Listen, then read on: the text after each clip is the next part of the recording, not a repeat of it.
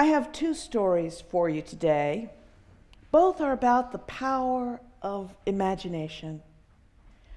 Both are true. And both illustrate how faith and hope and love are essential components of how we live if we are to create the world that we imagine. The first story is about my son Kevin when he was 4, and like I said, this is a true story. Kevin had just learned how to push himself on a swing, pump his legs so he'd go up, and then bend over as he came back, and then pump again so that he swung high and long. I no longer had to push him, and I was watching with a great deal of joy as he relished this new ability, this freedom. And he said, "Watch me, Mom." I said, "I'm watching." And very unexpectedly to me, at the top of his swing, he let go. And he didn't just let go, he actually spread out his arms and his legs, and he became horizontal in the air.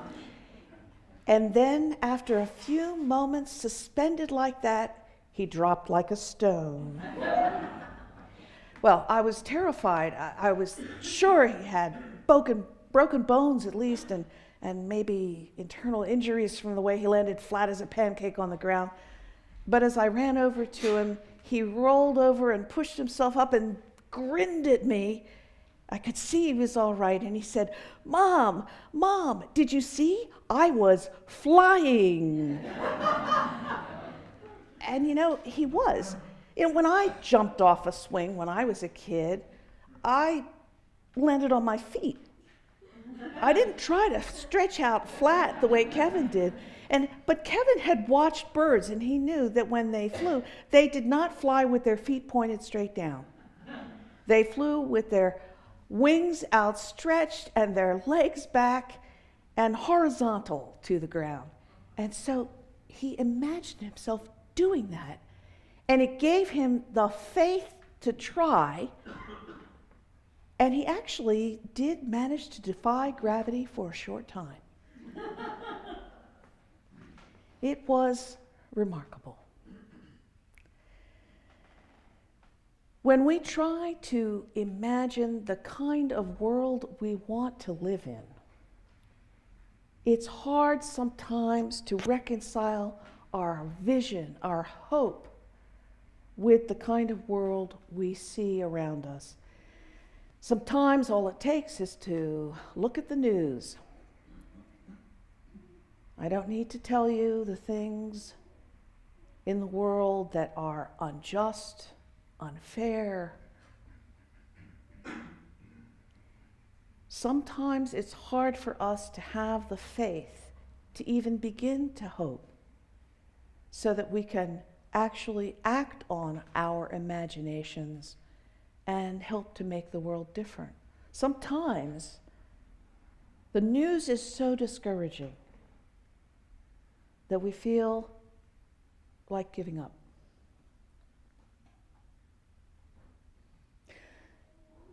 So the second story I want to share with you is about a man who didn't give up, despite circumstances that might have defeated the best of us. Wilmot Collins is from Liberia. That's where he was born and where he lived for much of his life. But in 1990, when Liberia was in the midst of a dreadful civil war, one of many over the last 30 years, he escaped from Liberia. And at the time he crossed the border into Sierra Leone, he weighed only 90 pounds because of the effects of starvation and malnutrition. But Wilmot had a dream. He imagined life in America. He imagined America as a land of hope and promise. And he went through 2.5 years of the very detailed vetting that the State Department imposed, especially on people from a place like Liberia where there had been so much corruption and violence. And eventually, he did come to America. And, he didn't just come to America. He has thrived over the last 25 years. He moved to Helena, Montana. Now, Helena, Montana is a town of about 31,000 people, and the population of African Americans is less than 1% there. And yet, on November 7th, Wilmot Collins was elected mayor of Helena, Montana.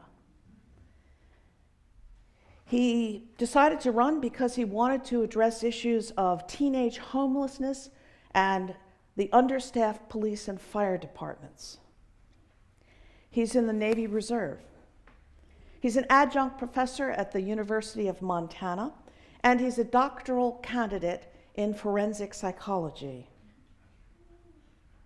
Wilmot Collins didn't just imagine a better world for himself and his family. He actually went out there and created it. And he didn't try to fly the way I did with my legs pointed straight down. No, he flew like Kevin did, arms and legs outstretched like birds. That powerful imagination and the faith and the hope that accompanied it, so that today he is an outstanding example of the strength that immigrants bring to America. He's an exemplar of hope for all of us. At this time of year, we hear a lot about faith, hope, and love. They're often joined together. It's in the Christian tradition, these words appear in 1 Corinthians 13. But faith and hope and love are a trilogy that go back deep into Judaism. They're rooted there as part of the way that people understand what life takes. We have to imagine how life can be. And then we have to have the faith to take that first step. And we need hope when our steps falter, when what we start doing, what we sort of plan, doesn't go the way we thought, when we meet obstacles. That's when we need hope. And where we find hope is when we notice that there are other people around us who are also taking the journey beside us. We're not alone in our vision of what the world can be. We're not alone in our imagination of a better world. We're not alone in our faith. And if we look around at what others, especially in a community of faith and love like this one, if we look around at what others are doing, then it gives us hope and gives us the encouragement to continue making whatever efforts we can make to bring into being that world we imagine, a world where there is food for everyone, where everyone recognizes the inherent dignity of every person, our first principle, and where people work together to create the social conditions that will allow every person to live lives of dignity, to live lives where they can thrive.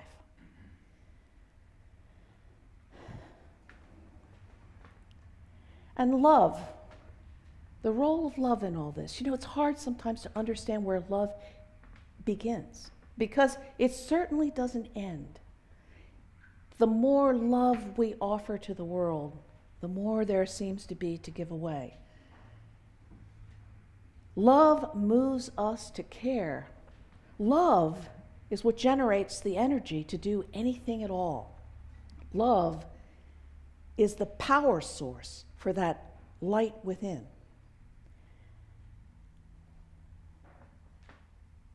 So, One of the things I know about this community is that love is at its center.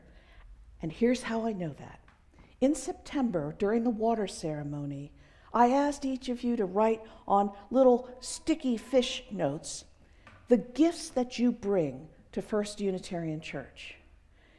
And we've taken all of those little pieces of paper and taken the words off of them and made them into a word cloud, an image soon to be unveiled, an image where the words that you offered most, the words that appear most frequently in the list of words that we got from you, show up as the largest words in the image, the biggest letters. And in this beautiful picture of all the amazing gifts you bring of creativity and compassion and commitment, love is the largest word. Love is at the center. Love is at the heart of this community. And love is the power source for the light that we bring to the world. We can imagine a different way of being in the world. We can imagine a different world entirely. And yes, sometimes we try to fly and we land flat as a pancake. But there are always others around to help us get up and try again. We can fly because we are a community that supports one another and encourages one another to live our values in the world. So, as we move into this holiday season, let's all discover the light within and make of ourselves a light.